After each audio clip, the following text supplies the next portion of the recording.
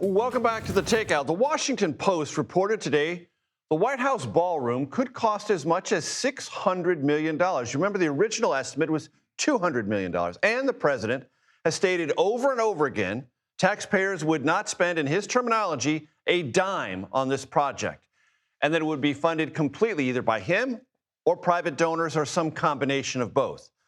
The Post, however, found documents revealing that taxpayers could be on the hook for as much as half of that new $600 million cost estimate. Joining us now, Sarah Blaskey, investigative reporter at the Washington Post, and she'll break the story. Sarah, what do you know? Thank you so much for having me on. What we've learned through documents that the Washington Post obtained was that the ballroom, price of the ballroom, and the sort of subsequent and underground facility, all of this together, the new East Wing project, originally was, as you said, was supposed to be about $200 million.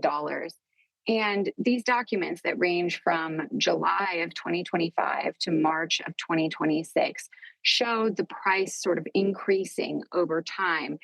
These documents in March have the estimated total price for the construction of that new East Wing at $600 million, $300 million of which is supposed to come from taxpayers through the U.S. Secret Service or the White House Military Office. So that is obviously a lot more than we have been told publicly, than the president has said publicly.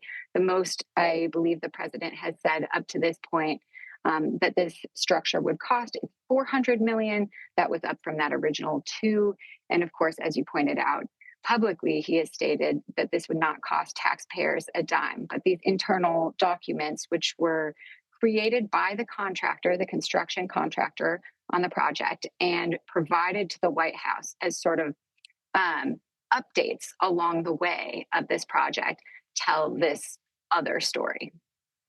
And that's really important, and I want to zero in on what you just mentioned, Sarah, because in Washington, reporters have a terminology. People can say lots of things, but find it on paper. Find it on a piece of paper. And what we have here are documents from Clark Construction, the contractor who's doing this work and seeking compensation for the work, telling the White House how much it's going to cost and envisioning how it's going to be paid for. So this is all on paper. That's right. And it's important to note that Clark Construction didn't create these documents in a vacuum. These are a representation of a collaborative process between the contractor, Clark Construction, and the White House and the staff within the White House who are in charge of overseeing this project. And so this is not a, pulled out of thin air number. This is something that reflects bi-weekly conversations between the White House administrative staff and Clark Construction officials.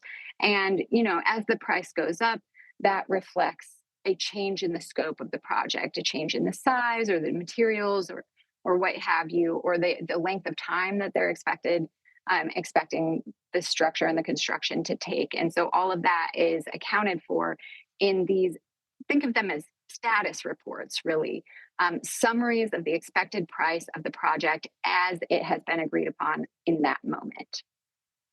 Sarah Blaskey, investigative reporter with the Washington Post, with the documents, the explanation, and quite obviously, the inherent contradictions. Appreciate your time very much. Thank you.